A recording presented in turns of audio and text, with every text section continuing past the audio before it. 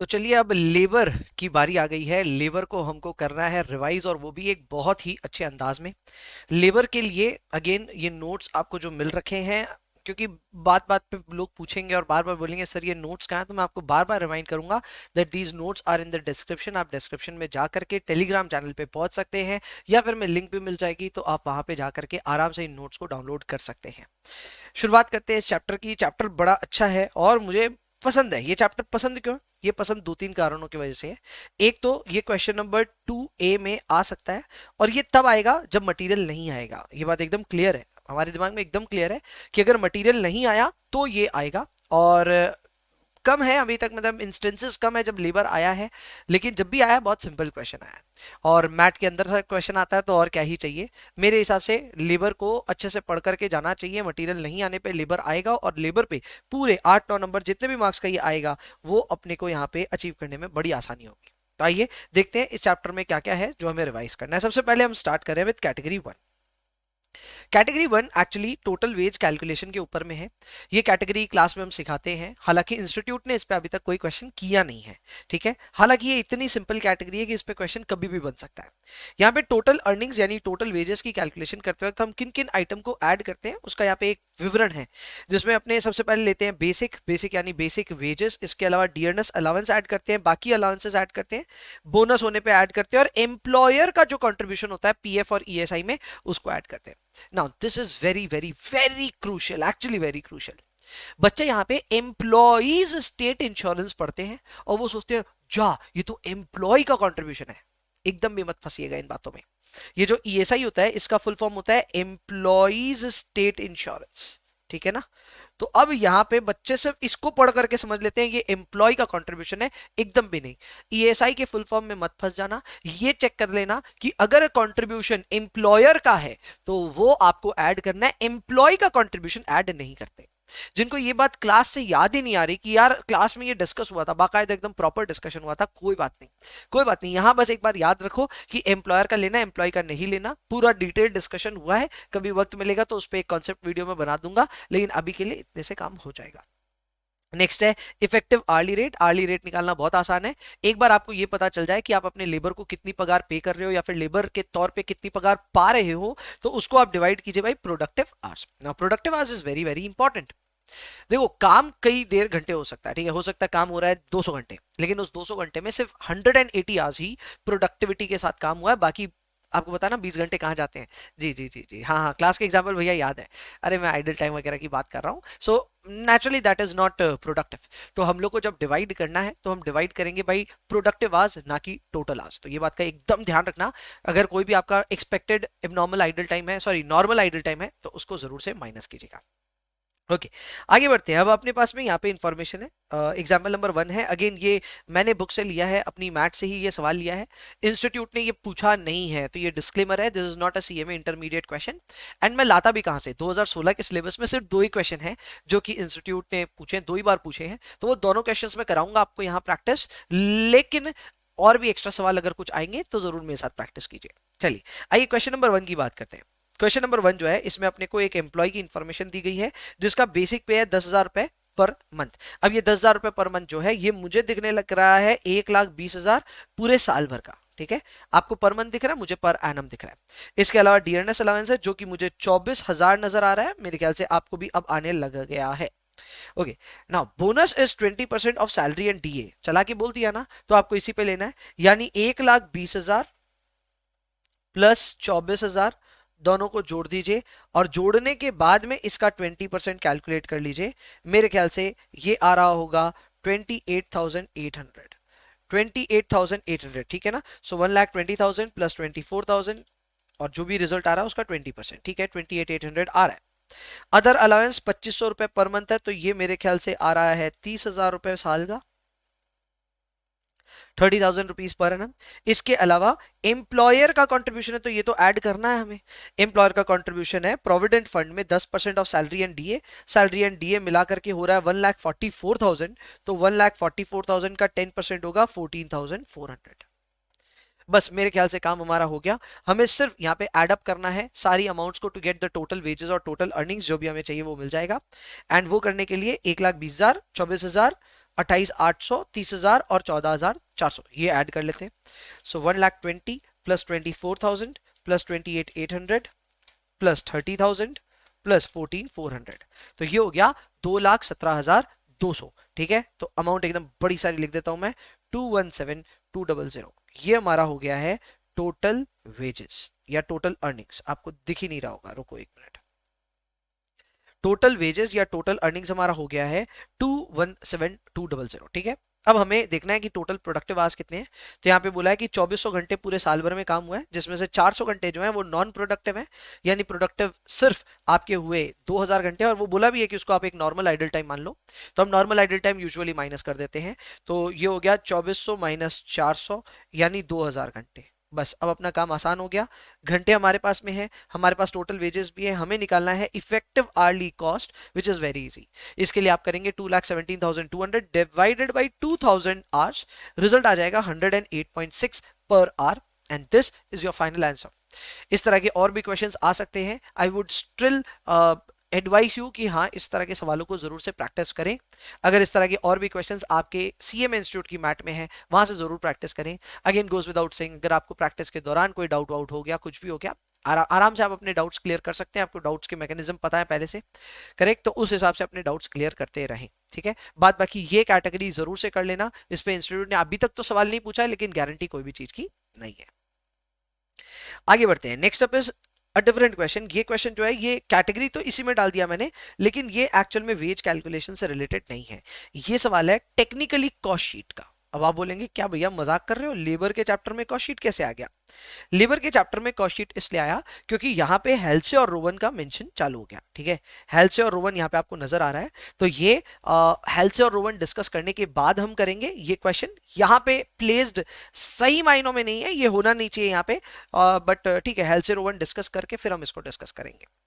ठीक है, आते हैं कैटेगरी नंबर 3 में। कैटेगरी 3 में अगर हम आते हैं तो यहाँ पे लेबर टर्नओवर के ऊपर में बातें हैं। लेबर टर्नओवर एक बहुत शानदार कैटेगरी है, जहाँ पे आप 3 तरह के मैं कह सकता हूँ फॉर्मूले के बेसिस पे लेबर टर्नओवर की अमाउंट निकालते हैं। पहला जो तरीका है वो है सेपरेशन मेथड, दूसरा है रिप्लेसमेंट मेथड, तीसरा है फ्लक्स मेथड। अब इन सारों के फॉर्मूलों पे ग्रिप लानी बहुत ज्यादा जरूरी है। मेरे को उम्मीद है कि आपके ऑलरेडी वो ग्रिप है आपके पास में। जैसे कि पहला है सेपरेशन मेथड। सेपरेशन मेथड के लिए हम नंबर ऑफ सेपरेशंस लेते हैं यहाँ पे टॉप में, और डिवाइड करते हैं by average number of workers. Now this is very very important. जब हम बात करते हैं अबाउट सेपरेशंस, तो सेपरेशंस में कौन कौन आते हैं? सेपरेशंस में आ जाते हैं आपके डिस्चार्ज प्लस लेफ्ट, यानी कि जिनको आपने काम से निकाल दिया और जो आपके काम से निकल गए। ठीक है, उन दोनों को हम सेपरेशंस में गिनेंगे। सो सेपरेशंस में डिस्चार्ज भी आएंगे और लेफ्ट भी आएंगे। नंबर 2 आते हैं रिप्लेसमेंट। भैया रिप्लेसमेंट में कौन आता है? रिप्लेसमेंट में वो लोग आते हैं जो लोग एग्जिस्टिंग वैकेंसी को फिल कर रहे हैं। ठीक है, एग्जिस्टिंग वैकेंसी को ये लोग फिल कर रहे हैं आकर के, तो ये लोग हो गए रिप्लेसमेंट। एंड इसके अलावा अपने आते हैं न्यू एसेशंस। ठीक है, न्यू एसेशंस में आ जाते हैं रिप्लेसमेंट प्लस फ्रेश ज्वाइनीज। तो यहां पे आ जाते हैं न्यू एसेशंस। ये देखो यहां लिखा हुआ भी है, न्यू एसेशंस क्या है? Replacement plus fresh joining. तो यहां पे फ्रेश और रिप्लेसमेंट दोनों आते हैं। फ्रेश कौन हो गए भाई? फ्रेश हो गए वो लोग जो लोग एकदम न्यू जॉब प्रोफाइल के लिए आए हैं। जो न्यू जॉब प्रोफाइल के लिए आते हैं वो लोग हो गए फ्रेश। क्लियर? तो ये भी आपको दिख नहीं रहा होगा, अब शायद दिख जाएगा। ठीक है, परफेक्ट। तो ये हो गए अपने यहाँ पे डेफिनेशंस। अब वापस फॉर्मूला की तरफ चल जाते हैं। रिप्लेसमेंट का भी फॉर्मूला बहुत आसान है, we will take replacement in the top divided by average number of labour into 100। इसी तरह फ्लक्स मेथड होगा जिसका सेपरेशन प्लस न्यू एसेशंस। आप इस फॉर्मूले को ध्यान दीजिएगा, टेक्निकली जब आप सेपरेशन और न्यू एसेशन यहाँ पे टॉप में रख रहे हैं तो आप सब चीजों को जोड़ रहे हैं यहाँ पे। ठीक है, सेपरेशन में आ जाते हैं आपके डिस्चार्ज, ठीक है, और आपके आ जाते हैं लेफ्ट। इसके अलावा न्यू एसेशंस में आपके आ जाते हैं रिप्लेसमेंट्स और आपके आ जाते हैं फ्रेश ज्वाइनिंग।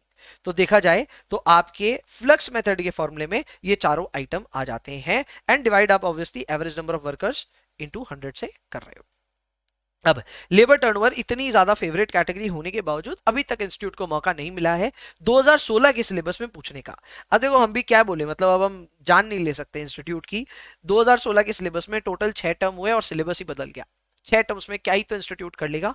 हाँ मैं जानता हूँ ऑनलाइन एग्जामिनेशंस हुए, बट ऑनलाइन एग्जामिनेशंस को हम कंसिडर नहीं कर रहे हैं अपनी स्टडी में, बिकॉज यार मतलब वो अलग ही टाइप के एग्जाम्स हुए थे, तो उनको एक बार हटा देते हैं हम स्टडी से। तो 6 ही एग्जाम में क्या क्या इंस्टीट्यूट पूछ लेगा। So for obvious reasons question number या इस कैटेगरी से भी क्वेश्चन नहीं बना। अगेन ये क्वेश्चन भी मैंने अपनी स्टडी मैथ से ही डाल दिया है, एंड ये आसान क्वेश्चन है, बन जाना चाहिए।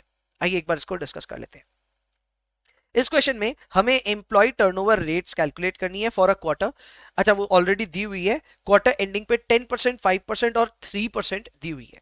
पहला यहाँ पे जो बच्चे ऑलरेडी याद आ रहा है ना जिनको ये कॉन्सेप्ट, उनको पता है कि यहाँ पे ना ये अमाउंट्स मैच नहीं कर रही आपस में। आमतौर पे 10 इज इक्वल टू 5 + 3 होना चाहिए, करेक्ट। ये जो 3 रेट्स दी हुई रहती है उसमें 2 छोटी रेट्स को अगर आप जोड़ें तो बड़ी रेट आनी चाहिए। पर अगर ऐसा नहीं होता है तो फिर आप समझ लेना कि इस सवाल में फ्रेश ज्वाइनिंग्स जो है वो कुछ ना कुछ होंगी, ठीक है। फ्रेश ज्वाइनिंग आमतौर पे 0 आती है कई सवालों में, लेकिन यहां पे फ्रेश ज्वाइनिंग भी इक्वल टू 0 नहीं होगा, क्योंकि 10 इज इक्वल टू 5 + 3 नहीं हो रहा है। थोड़ी देर में चर्चा करेंगे इस पे।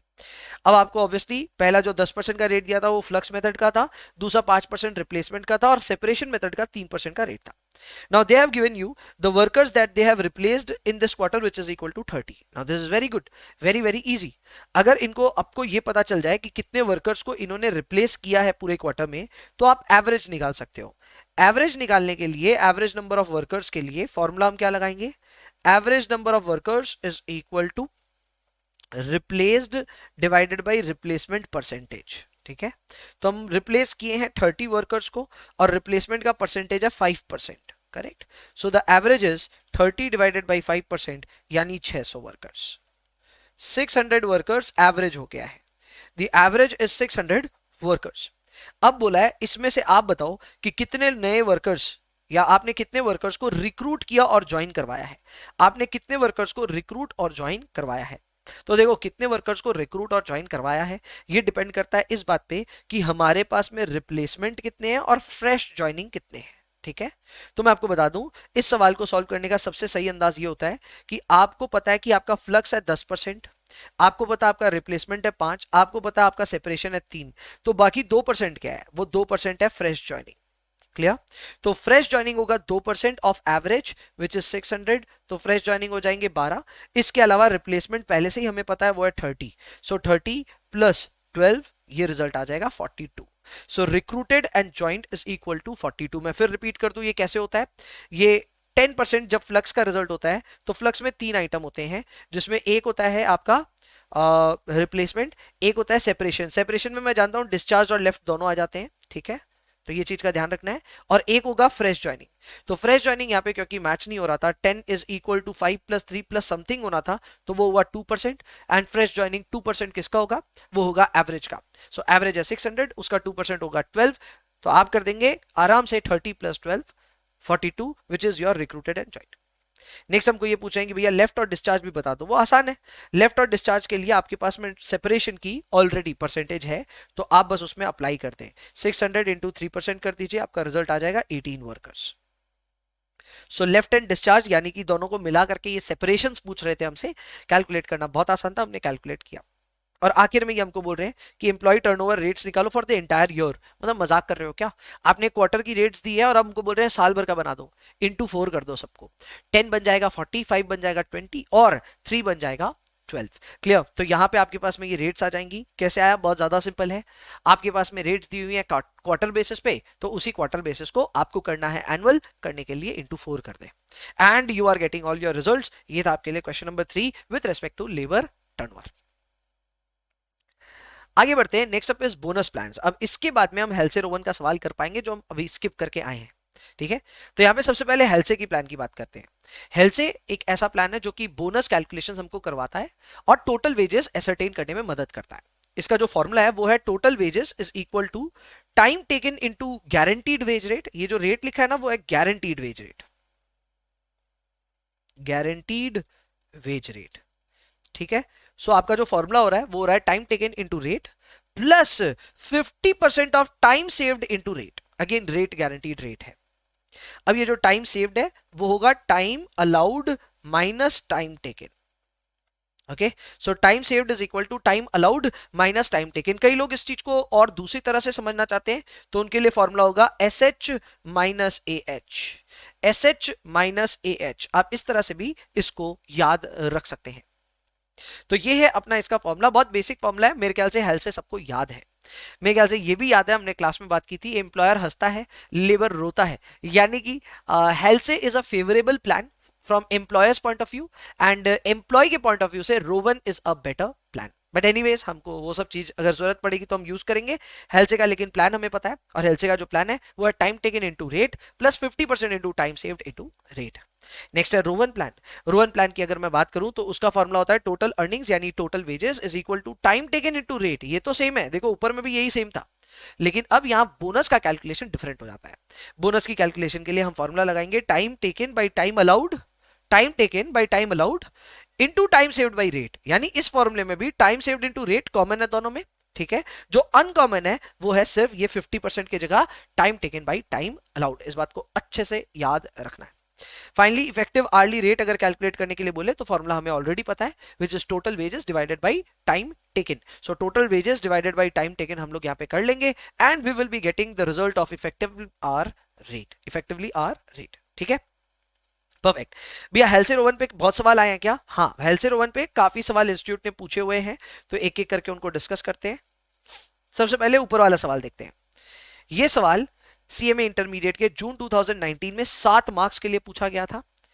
अच्छी बात यह है कि ये क शीट का तो है ही, दूसरा ये हमारे स्टडी मैट में है, अपने लेबर के चैप्टर में ही है, सो हमने इसको स्टडी किया हुआ है and definitely it is there, ठीक है। आइए इस सवाल में देखते हैं। हेल्थ और रोवन की बात है, अपने वो बोला है कि एक कंपनी है, जो कंपनी दो लोकेशन पे एक काम करवा रही है, लोकेशन ए भी है और लोकेशन बी भी है। दोनों जगह जो स्टैंडर्ड टाइम और जो बेसिक वेज रेट है वो सेम है, यानी दोनों जगह हमने जितनी देर इनको समय दिया था ये काम करने को वो भी सेम है, और जो इनकी रेट है यानी कि जो हमारी गारंटीड वेज रेट है वो भी सेम है, ठीक है। तो गारंटीड वेज रेट हमें क्या है वो देखना होगा, लेकिन time allowed is already given, time allowed he standard hours होता है, so standard hours is already given, that is 60 hours. तो हमारा एक टेंशन खत्म, standard time is given. What is not given is basic rate of wages, और मुझे दिख रहा है कि ये तो इन्होंने पूछा भी है, हम बताएंगे, कोई दिक्कत नहीं है। इसके बाद में अपने को ये बोला है कि ए का जो लोकेशन है उस पर ये काम 36 आवर्स में हो गया था, जबकि बी की लोकेशन में ये 48 आवर्स में कंप्लीट हुआ है। इस काम को कंप्लीट करने तक कन्वर्जन कॉस्ट लग गया इन दोनों जगहों पे, एक जगह लगा 1224 रुपए यानी 1224 एंड एक जगह लगा 1500 rupees, after considering the fact that overheads भी इस पे चार्ज हुआ है 20 रुपए घंटे करके। तो ठीक है, हमें कन्वर्जन कॉस्ट यानी टोटल कॉस्ट का यहाँ पे एक एसरटेनमेंट करना है, और हमें यह भी बताना है कि हमारा क्या गारंटीड वेज रेट रहा होगा। अब देखो इस सवाल में काफी ज्यादा आसान है, जिस हिसाब से इंफॉर्मेशन दी है आपको दो साइमल्टेनियस इक्वेशंस बनाने की जरूरत भी नहीं पड़ेगी, एक ही इक्वेशन से काम हो जाएगा। जैसे एग्जांपल के तौर पे अगर मैं आपको बोलूं total conversion cost at location A, तो उसके फॉर्मूले में क्या क्या आएगा? उसके फॉर्मूले में आएगा आपका वेजेस, करेक्ट, प्लस बोनस, या चलो वेजेस में ही बोनस इंक्लूड कर देता हूं, प्लस ओवरहेड्स। क्लियर? यहां पे मटेरियल नहीं दिया है, मटेरियल देने से वो भी ले लेते हैं, ठीक है। यहां पे मटेरियल नहीं दिया तो ये दो चीज हमें ऐड करनी है। अब ए जो लोकेशन है, ए की लोकेशन पे फॉलो हो रहा है रोवन, तो रोवन का फॉर्मूला लगा करके टोटल वेजेस निकालने का इरादा है मेरा। तो टोटल कन्वर्जन कॉस्ट ऑलरेडी दिया हुआ है 1224, इसको याद रखिएगा, ठीक है। वेजेस की बात करते हैं। वेजेस में ध्यान रखिए ए में 36 आवर्स में ये काम हुआ था, फॉर्मूला होता है टाइम टेकन इनटू रेट। हमें रेट नहीं मालूम, कोई बात नहीं, हम उसको 36 इनटू आर लिख देंगे, सो रेट को आर लिख दिया हमने। इसके अलावा आपको पता है अगर आप रोवन के प्लान को फॉलो कर रहे हो तो आप फॉर्मूले में बोनस कैलकुलेशन के लिए करते हैं time taken by time allowed. So time taken is 36, time allowed was 60 hours, तो into divide by 60 into time saved पे आते हैं। 60 घंटे का काम 36 घंटे में कर दिया गया, definitely 24 hours we saved. 24 hours saved into rate again हमें नहीं मालूम, कोई बात नहीं, नहीं मालूम तो रख लेते हैं। अब इसको सॉल्व करते हैं जरा, या 1224 is equal to 36 R plus, अच्छा ओवरहेड्स अभी हमने लिया ही नहीं, अभी सिर्फ वेजेस कैलकुलेशन किया, ओवरहेड्स भी लेना है, तो overheads will be 36 hours into 20, 36 hours into 20। Overhead जैसे ही चार्ज होता है एक स्टैंडर्ड रेट ले ली जाती है और उस स्टैंडर्ड रेट को एक्चुअल आवर्स पे चार्ज कर दिया जाता है। सो 36 घंटों पे 20-20 रुपए करके चार्ज किया गया है ओवरहेड्स के नाम का। तो ये हो गया 36 इंटू 20, उस पर हम बाद में आएंगे, पहले ये कर लेते हैं 36/60 इंटू 24, ये हो गया 14.4 R and this is 720। Okay, सबको सॉल्व कर लेते हैं। ये आ रहा है 50.4 आर एंड इसकी वैल्यू आने वाली है 1224 माइनस 720 यानी 504। Therefore R is equal to 10। Therefore R is equal to 10। बस काम खत्म, सवाल बन गया। फिर से समझिए कैसे हुआ। टोटल कन्वर्जन कॉस्ट हम निकाल रहे हैं फॉर लोकेशन ए, उसके लिए हम वेजेस और ओवरहेड्स लेंगे। वेजेस का कैलकुलेशन ये रहा पूरा एज पर रो 1। हमें रेट नहीं पता थी, रेट को आर रहने दिया। बाद बाकी टाइम टेकन, टाइम अलाउड दोनों पता था, टाइम सेव्ड भी पता था, हमने वो सब यूज करके इसको कंप्लीट किया। ओवरहेड्स को चार्ज करते हैं एक्चुअल आवर्स पे, तो रेट ऑलरेडी थी 20 रुपीज पर आवर करके और टाइम टेकन था 36 आवर्स, तो 36 इंटू 20 किया, उसका रिजल्ट आया। क्रॉस टैली करके फाइनली आर की वैल्यू निकाली और आर की वैल्यू आ रही है 10 रुपीज।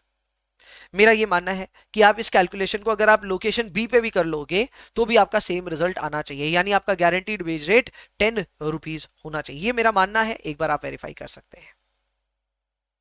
Clear, perfect. और आखिर में ये बोल रहे हैं कंपेयर करो कन्वर्जन कॉस्ट, यानी एक तरीका हो गया ये पूछने का कि कॉस्ट शीट जरा बना के दिखा दो। ठीक है, तो आपको इस सवाल में सिर्फ 2 ही काम करने के लिए कितने मार्क्स मिल रहे थे भाई? 7 मार्क्स, 7 मार्क्स मिल रहे थे सिर्फ आपको रेट एसरटेन करने के लिए और बाद में सिर्फ एक कॉस्ट शीट बना करके कन्वर्जन कॉस्ट को प्रूव करने के लिए। That's it. I think this was a brilliant opportunity to score marks. ये जून 2019 वाले बच्चों को बड़ा खुश किया होगा सवाल। आई होप, मैं प्रे करता हूं कि आपके एग्जाम में भी कुछ इस तरह का सवाल आ जाए। आइए आगे बढ़ते हैं, क्वेश्चन नंबर 4 में चलते हैं। Now question number 4 again is a very very good question. ये हमारे स्टडी मटेरियल में ऑब्वियसली है, आप जाकर के चेक कर सकते हैं। क्लियर, लेकिन ये जून 2018 में 9 मार्क्स के लिए इंस्टीट्यूट ने पूछा था। इसमें काफी कुछ है, ठीक है। ये सवाल क्योंकि बुक का है तो थोड़ा सा स्पीड जा सकते हैं इसमें हम। ठीक है, इसमें 4 मेथड्स पूछे, एक है एग्जिस्टिंग टाइम रेट, एक है स्ट्रेट पीस वर्क, एक है रोवन और एक है हेल से। सवाल क्या है मैं समझा देता हूं। सवाल एकदम बुक का छपा हुआ ही है। सवाल यह है कि नॉर्मल वर्किंग आवर्स जो है वो 5 दिन 8-8 घंटे करके यानी 40 घंटे नॉर्मल वर्किंग आवर्स है और 3 लेट शिफ्ट है 3-3 घंटे की यानी 9 घंटे एक्स्ट्रा है। तो टोटल जो काम हो रहा है वो 49 आवर्स हो रहा है इन अ वीक और हम जो पैसे दे रहे हैं वो 40 घंटे के तो दे रहे हैं 160 रुपीज करके और बाकी 9 घंटे के हम दे रहे हैं 225 रुपए करके। तो ये कितना हो जाता है 6400, ये हो जाता है 2025। तो टोटल पैसे अभी हम एक एक लेबर को दे रहे हैं 8025। इस 8025 को बनाने के चक्कर में या इतने रुपए देने के बावजूद हमारे आर्टिकल जो बन करके निकलते हैं वो है 120 articles in an entire week. यानी देखा जाए तो हमारे लेबर्स या एक एक लेबर हमसे 8025 रुपए ऐंठ रहा है। ठीक है, एंड उसके बाद में ये हमको बना करके दे रहा है 120 आर्टिकल्स। बढ़िया, बहुत बढ़िया। यही चीज यहाँ पे पहला सवाल यही पूछा गया था, एग्जिस्टिंग टाइम रेट पे कैलकुलेशन करो। तो एग्जिस्टिंग टाइम रेट पे जो कैलकुलेशन है वो है 8025 या 8425 था शायद, लेट मी सी। 8425 आपका टोटल कॉस्ट लग रहा है for production of how much. हाँ, ये 8425 है। ठीक है, अब हमें ये देखना है कि भाई अपना यहाँ पे पर यूनिट कॉस्ट कितना आ रहा है। तो पर यूनिट कॉस्ट आ रहा है 8425 डिवाइडेड बाई 120 यूनिट्स। पहले 120 यूनिट बनते थे तो 120 से डिवाइड करेंगे 8425 डिवाइडेड बाई 120, रिजल्ट आया 70.21। 70.21 एग्जिस्टिंग टाइम रेट का जवाब आया। पर अब इस सवाल में एग्जिस्टिंग का काम हो चुका है, एग्जिस्टिंग तक जो कुछ सीखना था वो सब आपने यहां तक सीखा। अब हम सीखेंगे न्यू सिस्टम्स के बारे में। अब ये कंपनी न्यू सिस्टम्स इंट्रोड्यूस कर रही है। अपनी गारंटीड वेज रेट को 60 रुपीज पर आवर बता दिया इन्होंने। इसके अलावा इन्होंने बोला है हर 5 घंटे में 15 आर्टिकल बनने चाहिए, यानी 20 मिनट में एक आर्टिकल बनना चाहिए। ये बोलते हैं पीस वर्क जो भी बनता है उसका हम 20% बढ़ा के देने के लिए रेडी हैं। अब पीस वर्क कैसे निकलेगा, आसान है। आप 160 रुपए दे रहे हो, ठीक है, कितने आर्टिकल को बनाने के लिए? 3 आर्टिकल इन एन आवर। आप समझो भाई 5 घंटे में 15 बनाने हैं तो 1 घंटे में कितना बनाने हैं? 3 यूनिट। तो आप 3 यूनिट बनाने के 160 रुपए देने के लिए रेडी हैं, लेकिन उसमें आपको 20% बढ़ा के देना पड़ेगा बिकॉज ऑफ दिस लाइन। तो आपका ये रिजल्ट आ रहा है 160 डिवाइडेड बाई 3 प्लस 20%, तो ये आ रहा है 64 रुपीज पर पीस का। 64 रुपीज पर पीस का आपका यहाँ पे कॉस्ट आ रहा है। और यहाँ पे क्योंकि आपने 135 आर्टिकल्स बनाए हैं तो 135 आर्टिकल्स इनटू 64 करेंगे, टोटल वेजेस आ जाएंगे 8640 और आपकी जो पर यूनिट रेट है वो आ जाएगी 64। अब इस सवाल को थोड़ा तेजी से करने का ये रीजन है कि इस सवाल को क्लास में भी किया हुआ हमारे, और मैं ये उम्मीद करता हूं कि हम फटाफट इस चीज को समझ पाएंगे और आगे बढ़ पाएंगे। नेक्स्ट अप है रोवन। रोवन के लिए हमको पहले स्टैंडर्ड आवर्स निकालने पड़ेंगे। स्टैंडर्ड आवर्स की कैलकुलेशन यहाँ कैसे होगी, बहुत आसान है। आपने 135 यूनिट्स एक्चुअल में बनाए हैं और हम उम्मीद कर रहे थे कि आप 1 घंटे में 3 ही यूनिट बना पाओगे, तो आपने टेक्निकली 135 यूनिट बना करके 45 घंटे का तो काम कर दिया, पर हम उसको 45 नहीं गिनेंगे, हम उसको गिनेंगे और 50% ज्यादा, यानी 45 प्लस 50%। हम उसके आपके काम को 67.5 आवर्स का काम समझेंगे। So this will become your standard hours, correct. And याद रखिए यहाँ पे जो हमारा एक्चुअल आवर्स है वो है 40।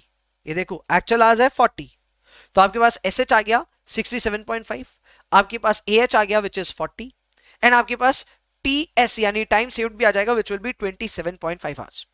तो अब उस हिसाब से रोवन की अगर हमें कैलकुलेशन करनी होगी तो Rowan will be 40 into 160, guaranteed wage rate जो है उसको अप्लाई किया, plus 40 divided by 67.5 into 27.5 into 160, correct. इसी तरह रोवन तो होने के बाद में हेल से भी करेंगे, सो 40 इंटू 160 प्लस 50% इंटू 27.5 इंटू 160, दोनों का रिजल्ट निकाल लेते हैं।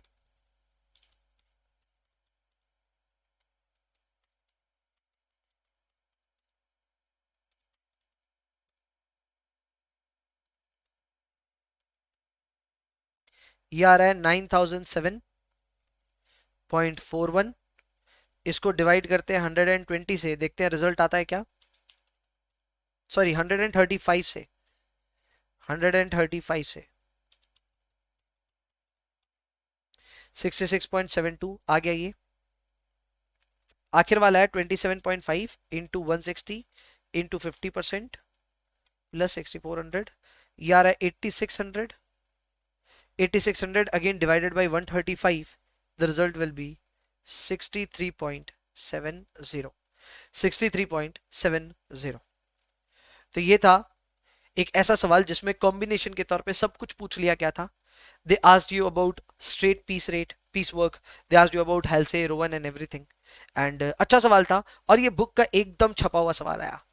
एग्जाम में ये 9 मार्क्स के लिए आया। I think it was a good opportunity for those anybody वो डिड अवर मैट वेल, उसके लिए ये एग्जाम क्रैक करना आसान रहा होगा जून 2018 में।